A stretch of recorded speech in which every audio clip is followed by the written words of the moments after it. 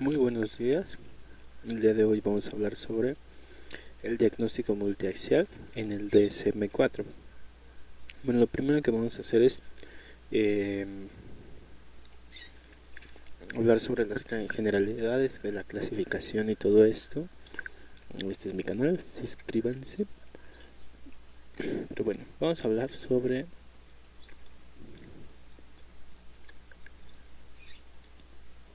evaluación multiaxial del DSM-4 por mí. Okay. Vamos a hablar sobre es una evaluación en varios ejes. Apoya a médicos y a psicólogos en el tratamiento y proyección de resultados. Es decir, es como un informe de enfermedades médicas, enfermedades psicológicas y evaluación de la actividad global. En el eje 1, de acuerdo al DSM-4, en el DSM-5 no aparece, pero también es ocupado. Y en el CIE 10 tiene que ver, viene con claves y matrículas del CIE 10. Bueno, en el eje 1 los trastornos clínicos y otros problemas pueden ser objeto de atención clínica. Esta parte es para encontrar trastornos clínicos debidos a enfermedades y a causa de enfermedades. Lo que sigue es el eje 2, trastornos de la personalidad y retraso mental. En este eje es donde más intervienen los psicólogos clínicos. Y bueno, en el eje 3, médicos, enfermedades médicas. En el eje 4, enfermedades psicosociales y ambientales. Y en el eje 5, evaluación de la actividad global. Normalmente el que contesta el psicólogo es desde el eje 1 hasta el eje 5. El eje 1 y eje 2 es cuando se tiene el eje 1 y el eje 3 es cuando se tiene registros de enfermedades médicas y causas de trastornos mentales. Los beneficios del diagnóstico multiaxial es que facilita una evaluación completa y sistemática en los distintos trastornos mentales y enfermedades médicas, problemas psicosociales y ambientales y de nivel de la actividad global, como en el eje 5, que podrían pasar desapercibidos si el objetivo de la evaluación se cerrara en el simple problema de objeto de consulta. También es un sistema multiaxial que proporciona un formato adecuado para organizar y comunicar información clínica, para captar la complejidad de las situaciones clínicas y para describir la heterogeneidad y de los individuos que se presentan en el mismo diagnóstico. El sistema multiaxial promueve la aplicación del modelo biopsicosocial en clínica, enseñanza e investigación. Puede ocuparse para este tipo de acciones. Y bueno, en el eje 1 están los trastornos clínicos. Describe todos los trastornos incluidos en la clasificación, excepto los trastornos de la personalidad y retraso mental, ya que estos se incluyen en el eje 1 y 2. O sea, no solo en el 1, sino en el 1 y 2. Cuando un individuo sufre más de un trastorno del eje 1, deben registrarse todos los trastornos y también debe indicarse en primer lugar el diagnóstico principal o el motivo de consulta. Cuando una persona presente un trastorno en el eje 1 y otro en el eje 2, se supondrá que el diagnóstico principal o el motivo de consulta corresponde al eje 1, a menos que el diagnóstico del eje 2 vaya seguido de la frase diagnóstico o motivo de consulta. En el caso de no presentarse ningún trastorno en el eje 1, este hecho debe codificarse como Z03.2 entre corchos V7 V71.09. Si hay que aplazar un diagnóstico en el eje 1 hasta recoger alguna información adicional, es decir, y hacer una investigación más amplia, se codificará como R69 entre corchos 799.9. Y aquí están los trastornos clínicos y otros problemas que pueden ser objeto de atención clínica. El trastorno de inicio de la infancia, la niñez o la adolescencia. Se excluye el retraso mental, que se diagnostica en el eje 2. Como les dije, se van de la mano. Delirium, demencia, trastornos amnésicos y otros trastornos cognitivos, trastornos mentales debido a enfermedad médica, trastornos relacionados con sustancias, esquizofrenia y otros trastornos psicóticos del estado de ánimo, ansiedad, somatomorfos, facticios, disociativos, sexuales y de la identidad sexual, de la conducta alimentaria, del sueño, del control o de los impulsos no clasificados en otros apartados, trastornos adaptativos y otros problemas que pueden ser objeto de atención clínica. Estos problemas se clasifican en el DSM-4 y DSM-5. En el eje 2 incluye trastornos de la personalidad y retraso mental.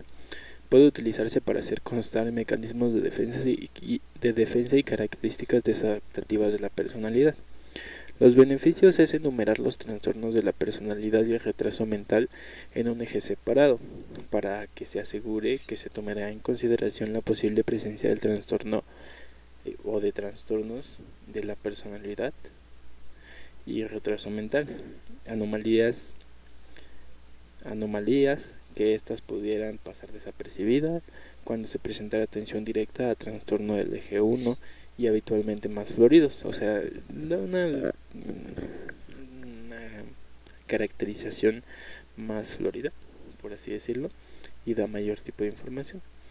Las codificaciones de los trastornos de la personalidad en el eje 2 no implican que la patogenia o la índole de la terapéutica apropiada sean fundamentalmente diferentes de las implicadas en los trastornos codificados en el eje 1. Las pautas. Cuando una persona tiene más de un trastorno en el eje 2, situación relativamente frecuente, deben hacerse constar todos los diagnósticos. Cuando un individuo presentaba simultáneamente un trastorno en el eje 1 y otro en el eje 2, el diagnóstico del eje 1 es el principal motivo de consulta. Este hecho debe indicarse añadiendo la frase diagnóstico principal o motivo de consulta tras el diagnóstico del eje 2. Si no hay diagnóstico en el eje 2, este hecho debe codificarse como Z03.2 V71.09. Algo extra es que el eje 2 puede utilizarse para indicar ciertas características desadaptativas de la personalidad que no incluyen los mínimos necesarios para construir un trastorno de la personalidad. En estos casos no debe utilizarse ningún número de código. También pueden indicarse los mecanismos de defensa desadaptativos. Por ejemplo, en el trastorno de la personalidad y retraso mental podemos tener el trastorno paranoide de la personalidad, esquizoide de la personalidad, esquizotípico de la personalidad, antisocial de la personalidad, límite de la personalidad, histriónico de la personalidad, narcisista y de la personalidad por evitación, personalidad por dependencia, obsesivo compulsivo de la personalidad no especificado y retraso mental. En el eje 3 las enfermedades médicas incluyen enfermedades médicas actuales que son potencialmente relevantes para la comprensión o abordaje del trastorno mental sujeto. Estos estados están clasificados fuera del capítulo de trastornos mentales de la CIE 10.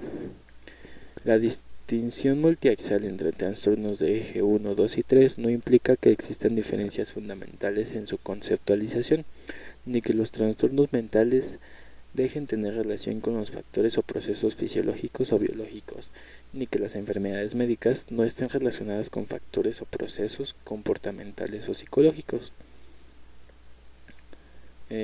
Las enfermedades médicas se pueden relacionar con los trastornos mentales de diferentes modos, y las pautas son que en algunos casos es evidente que la enfermedad médica y que los mecanismos implicados en estos efectos son fisiológicos. Cuando se supone que un trastorno mental es consecuencia fisiológica directa de la enfermedad médica, y estas enfermedades deben registrarse tanto en el eje 1 y en el eje 2, en el eje 3, el ejemplo es, ahí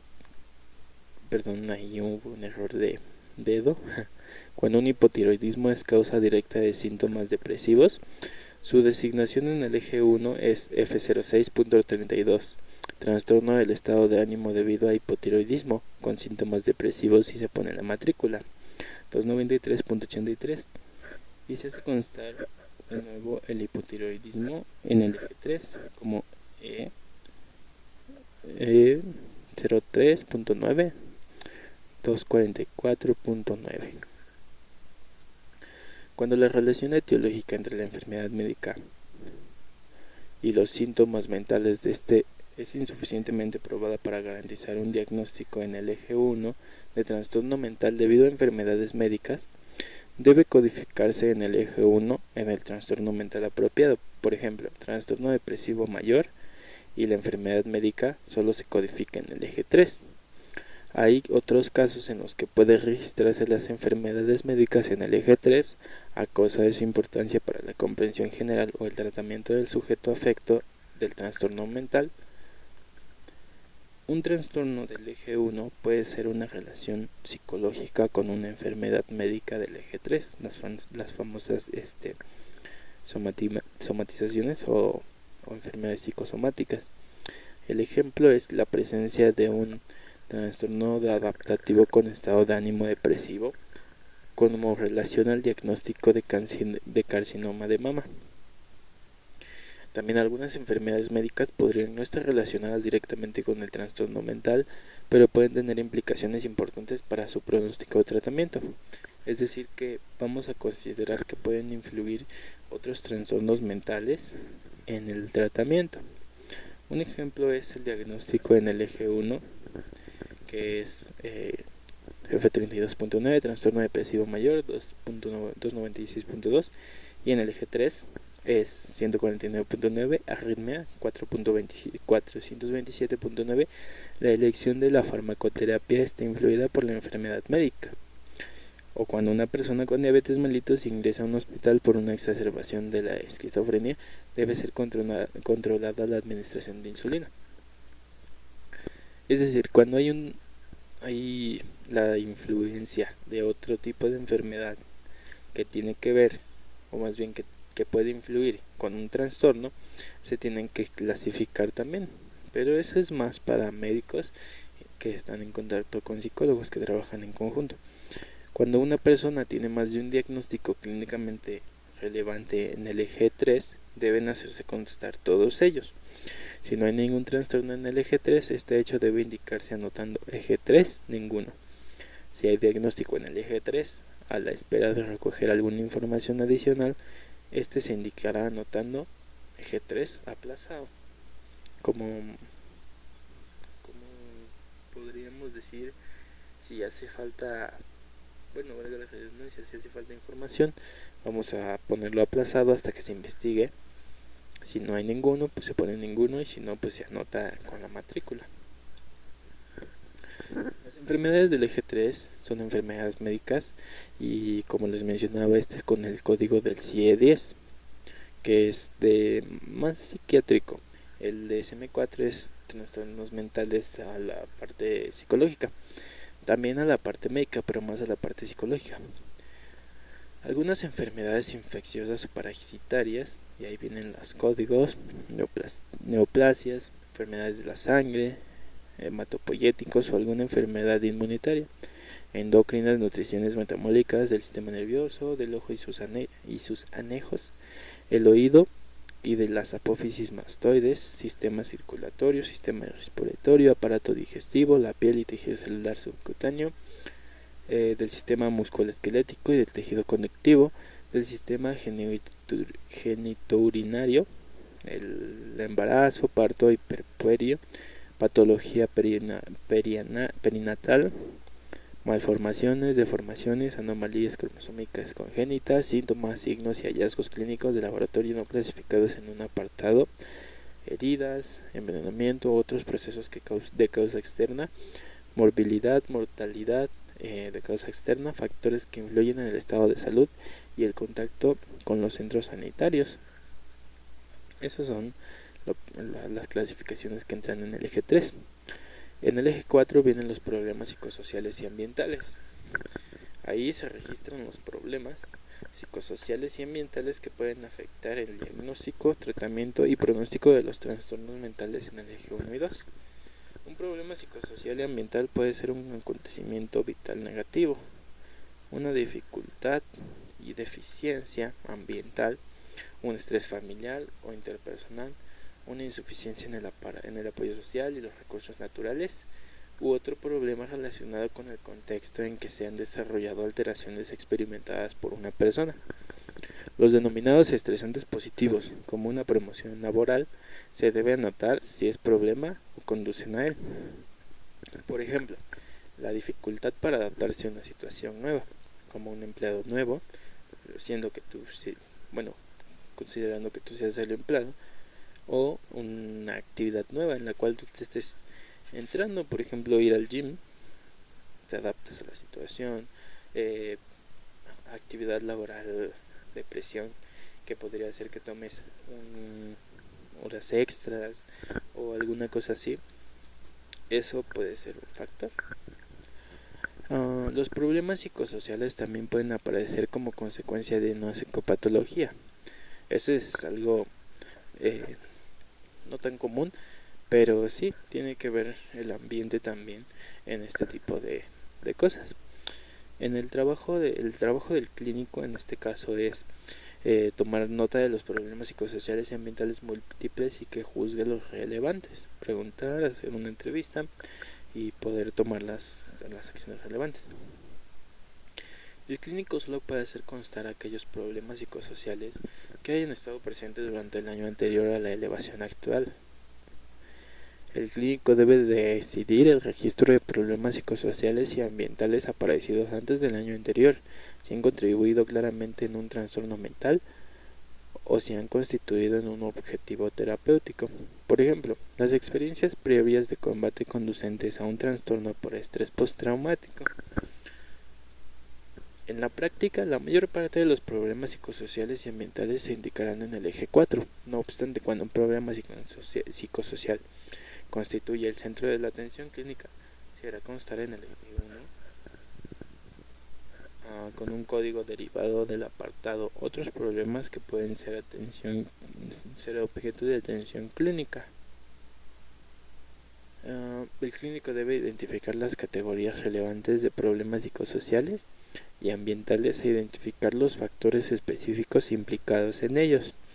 Si no se utiliza un formulario de registro con un listado de categorías de problemas, el clínico simplemente debe enumerar los problemas específicos del eje 4, pero siguiendo el orden.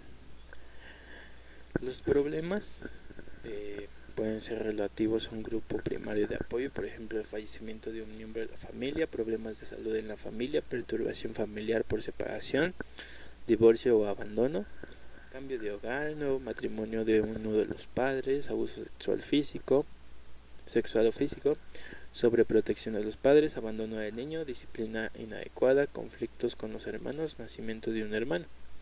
Los problemas relativos al ambiente social, fallecimientos, pérdida de amigo, apoyo inadecuado, vivir solo, dificultades para adaptarse a una cultura, discriminación o adaptación a transiciones propias de los ciclos vitales, tal como la jubilación.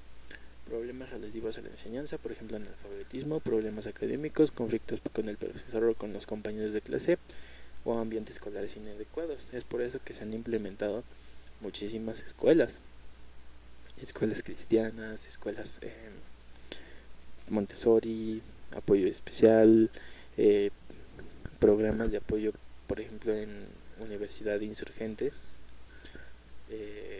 Hay programas de apoyo en Universidad Intercontinental, Universidad Nacional Autónoma de México o la Universidad Autónoma de México, la UAM.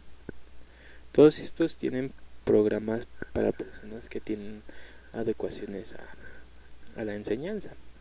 También vienen problemas laborales, por ejemplo, desempleo, amenaza de pérdida de empleo, trabajo estresantes, condiciones laborales difíciles, insatisfacción laboral, cambio de trabajo, conflictos con el jefe o con los compañeros de trabajo, problemas de vivienda, por ejemplo, falta de hogar, vivienda inadecuada,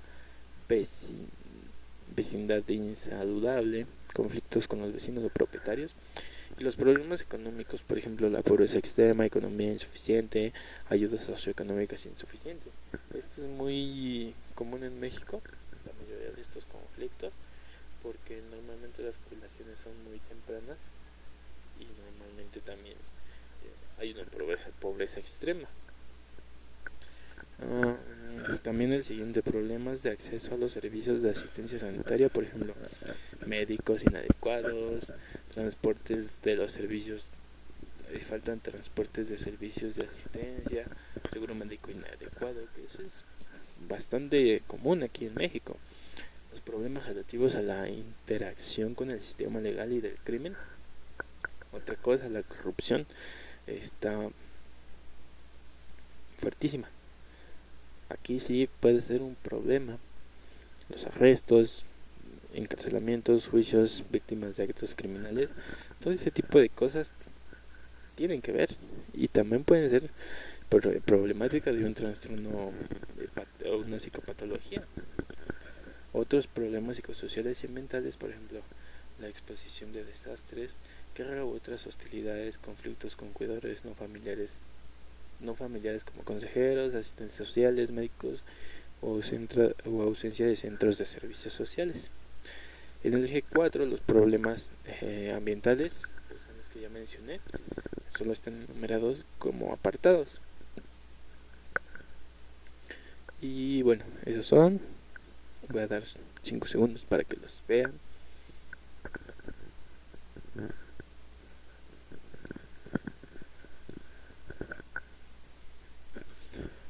En el eje 5 en el eje 5 es la evaluación de la actividad global. Contiene la opinión del clínico acerca del nivel general de actividad del sujeto. Esta información es útil para planear el tratamiento, medir su impacto, así como para predecir la evolución. El registro de la actividad general en el eje 5 puede hacerse utilizando la escala de evaluación de la actividad global EEAG. ¿Qué es la EEAG? La EEAG puede ser particularmente útil para seguir evaluación del progreso clínico de los sujetos en términos globales, utilizando una medida siempre. Hay una escala. La EEAG solo puede ser complementada en relación a la actividad psicosocial, social y laboral. Las instrucciones especifican no incluir alteraciones de la actividad debidas a limitaciones físicas o ambientales. Las evaluaciones de la escala de actividad global deben referirse al periodo actual, es decir, el nivel de actividad en el momento de la evaluación, puesto que las evaluaciones de la actividad actual reflejarán generalmente la necesidad y el tratamiento o la intervención. La escala de evaluación de actividad global se hace constar en el eje 5 de modo siguiente. Y bueno, se pone EEAG es igual, seguido de la puntuación del EEAG de 1 a 100, anotando a continuación entre paréntesis el periodo de tiempo reflejado en la evaluación, por ejemplo, actual, mayor nivel en el último año o en el alta. Hay que considerar la actividad psicológica, social y laboral a lo largo de un hipotético continuum de salud de enfermedad. La escala de evaluación global del EEAG, que es esta, se considera la actividad psicológica, social y laboral a lo largo de un hipotético continuum de salud de enfermedad. No hay que incluir alteraciones en la actividad debidas a limitaciones físicas o ambientales. Los códigos es de 100 a 51. Son actividad satisfactoria, síntomas ausentes mínimos. Si existen síntomas, son transmitidos y constituyen relaciones esperables ante agentes estresantes psicosociales, y así baja hasta llegar a alteración, conducta, algún peligro de causar lesiones a sí mismo o a otro. Del 10 al 0 es peligro persistente de lesionar gravemente a otros o a sí mismo, o 0 es información adecuada.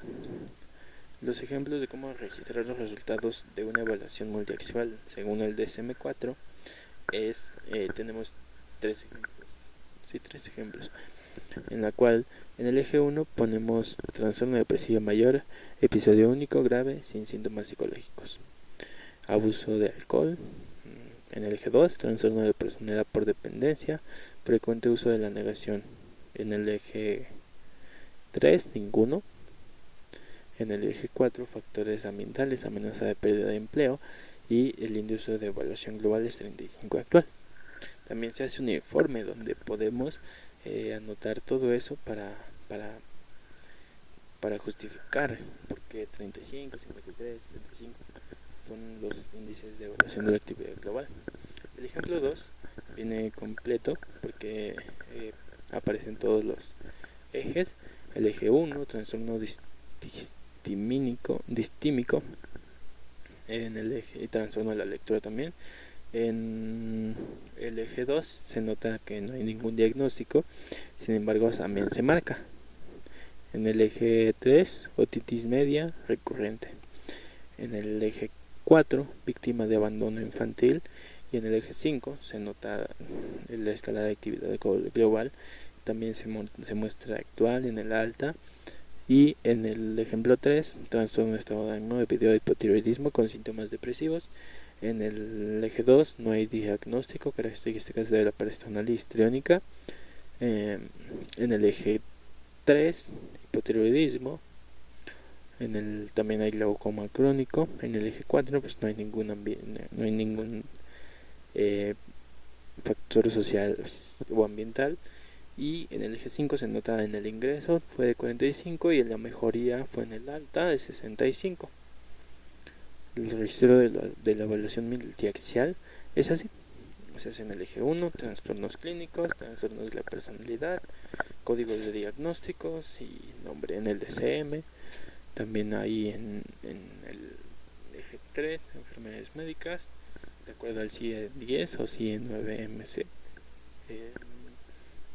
En el eje 5, problemas psicosociales y ambientales, también aparecen ahí pues la escala y la escala de evaluación de actividad global, la puntuación y periodo de tiempo. También abajo tiene que ir un informe para poder justificar todo esto. Un formato no axial es así. Los clínicos no deben utilizar el formato multiaxial, pueden simplemente enumerar los diagnósticos apropiados. Quienes elijan esta opción deben de seguir la norma general de registrar todos los trastornos mentales coexistentes, las enfermedades médicas y otros factores en la medida en que sean relevantes para la asistencia y el tratamiento del sujeto. El diagnóstico principal o el motivo de consulta deben citarse en primer lugar. Los ejemplos aparecen a continuación, ilustran de manera de informar o registrar algunos diagnósticos según el formato de la asistencia que no se utiliza el multiaxial. Y ahí se ven, son 4 ejemplos. También aparece la matrícula. Y bueno, no muestra el informe, pero eso lo veremos después. Pues muchas gracias por su atención. Yo fui Daniel Vidal. Para más información suscríbanse a mi página de YouTube, Psicología con Vidal.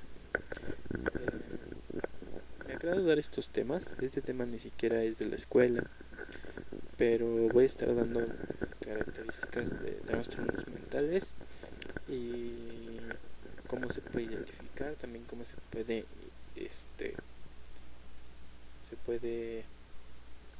diagnosticar. Y bueno, si la presentación la requieren, son 29 hojas. Está libre de derechos de autor, es mía, pero la voy a liberar de derechos de autor.